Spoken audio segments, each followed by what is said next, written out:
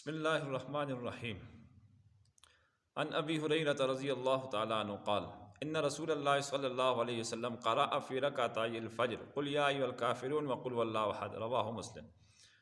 حضرت ابو ہریرہ رضی اللہ تعالیٰ عنہ فرماتے ہیں کہ رسول اللہ صلی اللہ علیہ وسلم نے فجر کی 2 رکعتوں کے اندر پہلی رکعت میں قل یا ایھا الکافرون اور دوسری رکعت کے اندر قل واللہ احد قرات فرمائی تھی۔ یہ مسلم شریف کی روایت ہے، اور یہ بتانے کے لیے قرات فرمائی تھی کہ فجر کی نماز کو مختصر کرنا بھی اور آخر میں جو بالکل چھوٹی صورتیں ہیں وہ صورتیں پڑھنے بھی جائز ہے، یعنی بیان جواز کے لیے آپ نے ایسا فرمایا تھا۔ ایک اور حدیث مبارکہ کے اندر یہ آتا ہے کہ آپ صلی اللہ علیہ وسلم کا معمول تھا کہ آپ فجر کی سنتوں کے اندر پہلی رکعت میں قل یا ایھا الکافرون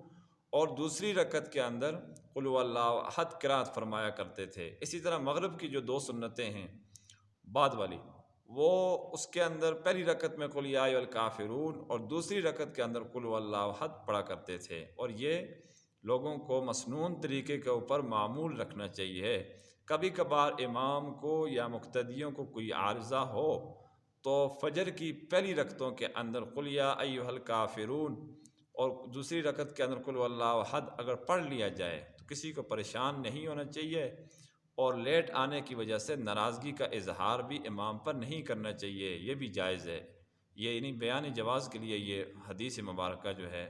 میں نے لائی ہے، تاکہ لوگوں کو معلوم ہو سکے کہ صرف طویل ہی ضروری نہیں ہے، طوالت یعنی فجر کی نماز کے اندر ضروری نہیں ہے، بہتر ہے۔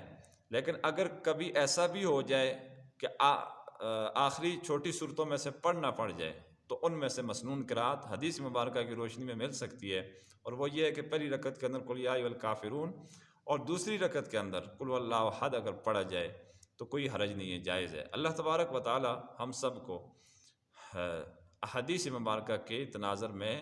اپنی مسنون قرات کی رعایت رکھنے کی توفیق عطا فرمائے۔ وآخر دعوانا ان الحمد للہ رب العالمین۔